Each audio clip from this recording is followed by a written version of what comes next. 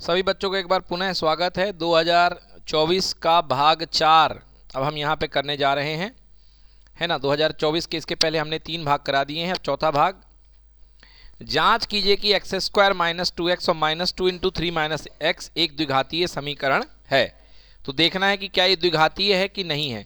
तो आपको पता है कि अगर कोई समीकरण हल करने के बाद a x square plus b x plus c बराबर 0 के रूप में आए, जहां की a का मान 0 ना हो, तो वो द्विघातीय होता है कि नहीं होता। मतलब a का मान 0 मतलब एक्स स्क्वायर का गुणांक 0 ना हो, यानी एक्स स्क्वायर का पद बचा हुआ हो तो द्विघातीय होता है। चलिए करते हैं। तो कैसे हल करेंगे इसको, यहां एक्स स्क्वायर है, यहां माइनस 2x है, माइनस 2 का मल्टीप्लाई 3 के साथ माइनस 6 है, और माइनस माइनस कितना प्लस 2x, कितना हो गया। अब देखिए क्या हो जाएगा। तो ये एक्स स्क्वायर इधर पे माइनस 2x है, दाएं तरफ से एक 2x आएगा तो एक माइनस 2x हो जाएगा, और माइनस 6 प्लस 6 बराबर कितना हो गया बच्चों 0। तो ये हो गया एक्स स्क्वायर माइनस का 4x प्लस 6 बराबर कितना। बताइए यहाँ पर ये वर्ग समीकरण है कि नहीं है ये वर्ग समीकरण है बड़े आराम से, क्योंकि यहाँ पर एक्स स्क्वायर का गुणांक कितना है 1 है। क्या है एक्स स्क्वायर का गुणांक, यहाँ पे एक्स स्क्वायर का गुणांक कितना है 1 है। ये देख लीजिए, कुछ नहीं है मतलब 1 है। और जब एक्स स्क्वायर का गुणांक 1 होता है तो दिया गया समीकरण कैसा होता है, वर्ग समीकरण। मतलब 1 होता है मतलब 2 हो 3 हो कुछ भी हो, 0 ना हो, कुछ भी हो 0 ना हो, तो ऐसा समीकरण क्या कहलाता है, वर्ग समीकरण। तो दिया गया समीकरण एक वर्ग समीकरण है, नोट कर लें। अगला सवाल देखिए, द्विघातीय समीकरण x6x square minus x minus 2k क्या ज्ञात करना है, मूल ज्ञात करना है ना। द्विघातीय समीकरण 6x square minus x minus 2k मूल ज्ञात कीजिए। तो ये आपके सामने मूल ज्ञात करने के लिए बोला गया है। आइए देखते हैं किस प्रकार से हम इस समीकरण के मूल ज्ञात करते हैं। तो बच्चों सबसे पहले आपको करना कि आप समीकरण लिख लीजिए। तो समीकरण आपके पास में है 6x स्क्वायर, समीकरण लिख लेंगे। समीकरण आपके पास में है 6x square minus x minus 2 बराबर कितना बच्चों 0। ये आपके पास में समीकरण दिया गया है। चलिए देखिए, सबसे पहले देखिए इसकी तुलना कर लिया करो आप a x square plus b x plus c से। A x square plus b x plus c बराबर 0 से इसकी तुलना कर लें। बताएं ए का मान कितना है 6, बी का मान माइनस 1, सी का मान माइनस 2। तो क्या रूल होता है, शुरू वाले और आखिरी वाले पद का गुणा करो। तो गुणा करने पर कितना आना चाहिए बताइए, अभी भी गलत बोल रहे हो, -12 क्या आना चाहिए, और जोड़ने पर कितना -1। तो आपको गुणा करने पर तो -4 प्लस 3 है ना। तो 6x स्क्वायर माइनस का 4x प्लस का 3x और माइनस कितना बराबर कितना 0। देखिए 6x स्क्वायर माइनस 4x से क्या कॉमन है 2x, क्या कॉमन है, तो यहां बचेगा 3x माइनस 2, और यहाँ +1 कॉमन लिया तो यहाँ 3x minus 2 equal to 0। 3x minus 2 यहाँ से 2 बार कॉमन आ गया, 3x माइनस 2 और 2x प्लस 1 इक्वल टू कितना 0। तो 3x इक्वल टू 2, तो x इक्वल टू कितना 2/3, और 2x प्लस 1 इक्वल टू 0, तो 2x equal to -1, x equal to कितना -1/2। तो ये दो मान आ चुके हैं आपके पास में, एक x का मान -1/2 और x का मान 2/3। यही मूल है, यही क्या है इसके मूल। नोट कर लें, x का मान 2/3 है और -1/2। क्लियर है। चलिए देखिए अगला सवाल बच्चों, निम्नलिखित सारणी में किसी मोहल्ले के 25 परिवारों का कुल परिवार कितने हैं बेटा, मतलब कुल n बराबर कितना आएगा, n को ही 25 बोलते हैं, ठीक है ना। परिवारों में भोजन पर हुए दैनिक व्यय को दिखाया गया है, और उपयुक्त विधि द्वारा भोजन पर हुआ क्या ज्ञात करना है। हाँ देखिए क्या कहा है, एक उपयुक्त विधि द्वारा, मतलब आपको चुननी है कि आप कौन सी विधि लगाना चाहते हैं। कोई सी भी लगा सकते हैं यहाँ पे, एक उपयुक्त विधि, उसने आपको फोर्स नहीं किया है। तो आपको जो विधि अच्छी लगे आपको उससे माध्य निकालना है और उत्तर लेकर के आना है। चलिए तो इसको सवाल को बनाते हैं, इसका माध्य कितना निकलेगा सभी निकालें आप लोग। देखिए तो कैसे करेंगे इस सवाल को। इस सवाल में आपको बनानी है टेबल बनानी है, इस सवाल में आपको टेबल बनानी है।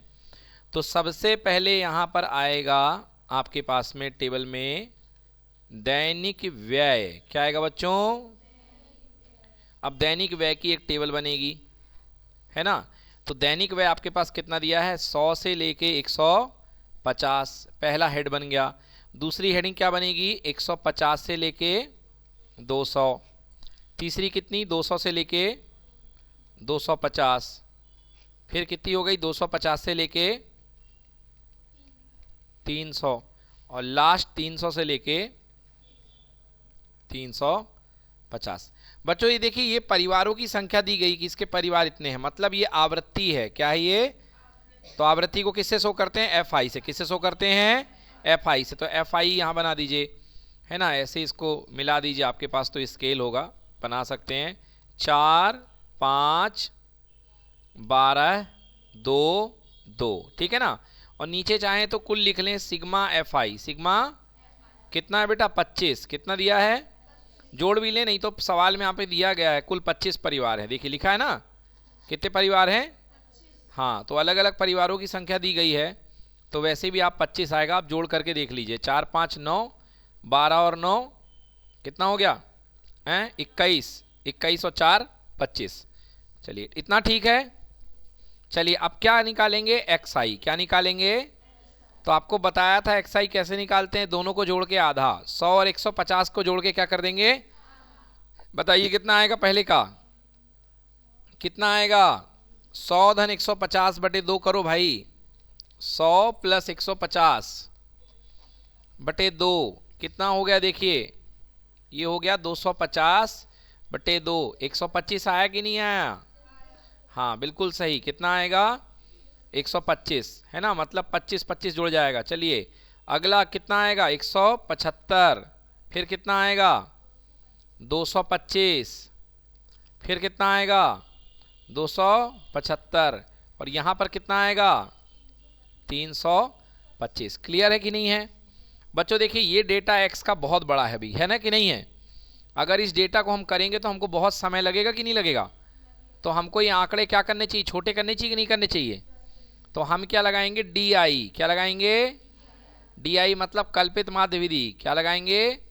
कल्पित माध्य विधि। तो कल्पित माध्य विधि से इस आंकड़े को छोटा करेंगे। तो बताया था मैंने कि डी आई बराबर होता है एक्स आई माइनस ए। एक्स आई माइनस ए। ए यहाँ पे कल्पित माध्य होता है, तो ये बीच का नंबर मान लो ए। क्या मान लो? ये ए। तो ए बराबर हो गया कितना? 225। क्लियर है कि नहीं है। अब चलिए हर नंबर में से आप जो है 125 माइनस करते जाइए, ठीक है ना। 225 माइनस करते जाइए। तो 125 में से 225 माइनस हुए, बोलिए कितना आया? माइनस का 100। 175 में से 225 माइनस हुए, कितना आया? माइनस 50। यहाँ कितना आया? 0। यहाँ पर कितना आया? 50। और यहाँ पर कितना आया? बताइए। यहाँ पे आएगा 100। क्लियर कि नॉट क्लियर? चलिए बहुत बढ़िया। अभी भी डेटा छोटा नहीं हुआ है। हुआ है कि नहीं हुआ है? पूरे रूप से अभी भी डेटा छोटा नहीं हुआ है। तो हम कुछ और करते हैं, हम निकालते हैं यू आई। क्या लगाएंगे? और आप जानते हैं यू आई बराबर होता है एक्स आई माइनस ए में एच का भाग देंगे। किसका भाग देंगे? और एच होता है इस क्लास का गैप। कितने का? एच 50 है। एच कितना है? मतलब हमारे पास जो पहले आया है उसमें बस हमको 50 का भाग देना है, क्योंकि एक्स आई माइनस ए को बोलते हैं डी आई। क्या बोलते हैं? तो डी आई बटे एच, मतलब हमको एच का भाग देना है, 50 का भाग देना है।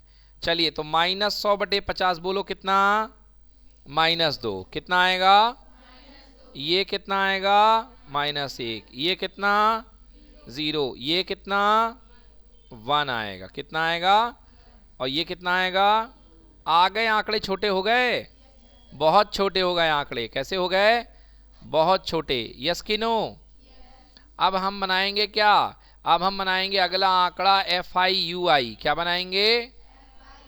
हाँ, तो देखिए अगला आंकड़ा हम बनाने वाले हैं, यहाँ पे बनेगा एफ आई यू आई, क्योंकि यू आई तो हम ला चुके हैं। अब यू आई जो है, हाँ देखिए पहला यू आई कितना है? -2। कितना है? आवृत्ति कितनी है? 4, तो 4 गुणे -2 बोलो कितना हुआ, -8। अगला आंकड़ा है -1, कितने बार आ रहा है, 5 बार, तो 5 एकम -5। हाँ, अगला आंकड़ा है 0, 0 से टकरा गया 12, हो गया कितना, फिर 1 कितने बार है, 2 बार, तो 1 गुणे 2 कितना, 2, और 2 कितने बार है, 2 बार, तो 2 2 2 कितना हो गया 4। आ गया समझ में कि नहीं आया। अब हम क्या निकालते हैं बेटा, याद होगा आपको, सिग्मा FI UI। क्या निकालते हैं, सिग्मा FI UI। तो देखिए जोड़िए, 4 और 2 कितना हो गया, 6, 4 और 2, और ऊपर 8 और 5 माइनस का 13, यानी कि प्लस का 6 और माइनस का 13, बोलो कितना आया, -5। कितना आ गया, ठीक है कि नहीं है, कि -7 आएगा, क्यों, -7 आएगा ना, 13 में से 6 गए तो 7 भी तो बचेगा।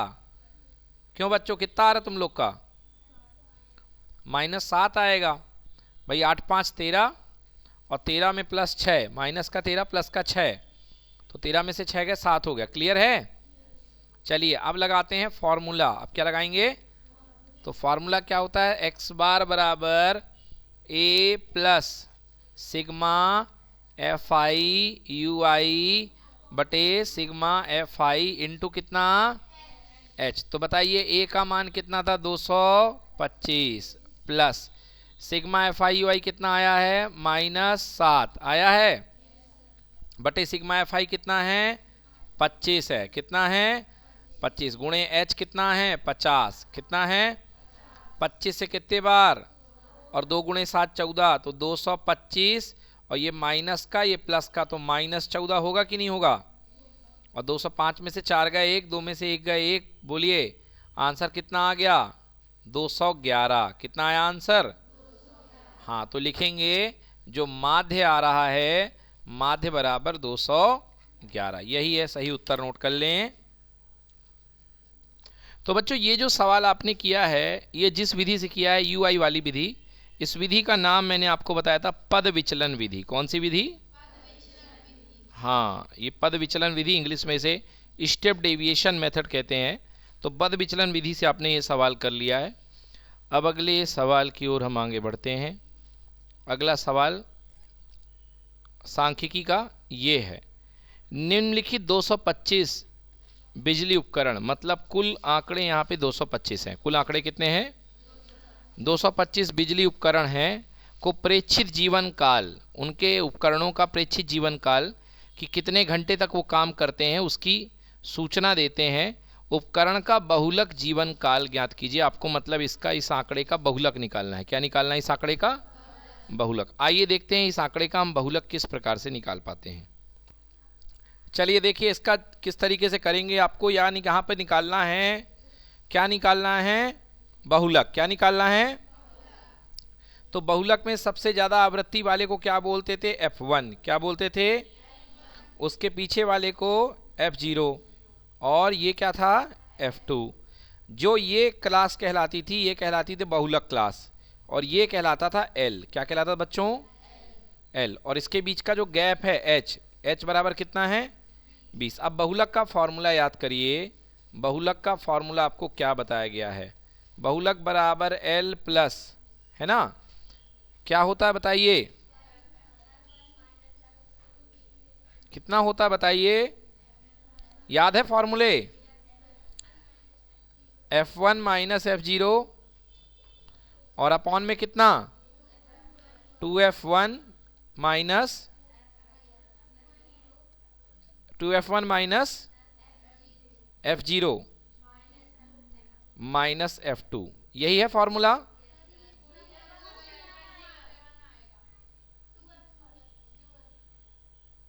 तो ये फॉर्मूला गलत बताया आप लोगों ने, ठीक है। हाँ, ये देखिए ये सही फॉर्मूला लिखा हुआ है। अब जो आपने लिखा है L plus F1 minus F0 upon 2F1 minus F0 minus F2 into कितना, H। अब चलिए यहाँ पे वैल्यू पुट करते जाइए, जो जो वैल्यू आपको दी गई हैं। L का मान कितना दिया गया है, 60। F1 कितना है, 20। F1 कितना है, और F0 कितना है, 52।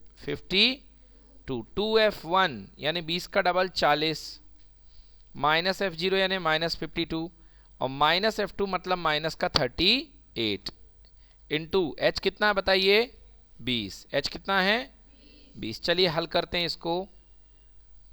तो ये कितना हो जाएगा 60 plus 20 minus 52, 20 minus 52, F1 minus F0। F1 का मान कितना है 20। ओह मैंने 20 क्यों लिख दिया, यहाँ तो 61 है ना भाई मान। यहाँ पे मान देखिए आप लोग गलत लिख दिया मैंने। F1 का मान कितना है 61 है। F1 का मान कितना है 61 है। तो यहाँ पे F1 का डबल 2F1 हो जाएगा। 61 का डबल कितना 122। कितना हो गया अब बताइए, यही सही है ना। 61 minus 52 upon 122 minus F0 minus F2। अब बिल्कुल सही है। चलिए 61 में से 52 जाएंगे, बताइए कितना आएगा 9 अपॉन, अब ये निगेटिव निगेटिव है ऐड हो जाएगा तो 52 और 38, 8 और 2 10, 5 3 8 1 9 तो 90। तो यहाँ कितना बचा 122 माइनस 90 मल्टीप्लाई बाई 20 गुणे 20 तो 60 प्लस 9 और 122 में 90 माइनस करिए कितना बचा बताएंगे। 2 यहाँ 12 में से 9 गए 3 तो 32 गुणे 20। 4 से काट दीजिए, 4 से 8 बार 32, 4 से 5 बार 20 तो 60 प्लस 5 गुणे 9 45 बटे 8। अब 45 में 8 का भाग दे दीजिए, ठीक है। 8 4 32, 8 6 48, 8 पंचे 40 तो 8 5 40, 5 बार ही गया, डेसिमल लगेगा, जीरो उतरेगा, 8 6 48, 5.6 हो गया। मतलब 60 प्लस 5.6 आंसर 65.6। किसी का आया है क्या? तो इसका करेक्ट आंसर है बहुलक कितना है 65.6। नोट कर लें। तो बच्चों यहाँ पर इसको देखा आपने सोल्यूशन इस तरीके से हमने बहुलक ज्ञात कर लिया है 65.6। अब इसका आगे का 2 सवाल बचे हुए उसको हम 5वें लेक्चर में कंप्लीट करेंगे, क्वेश्चन नंबर 22 और 23। Thank you so much.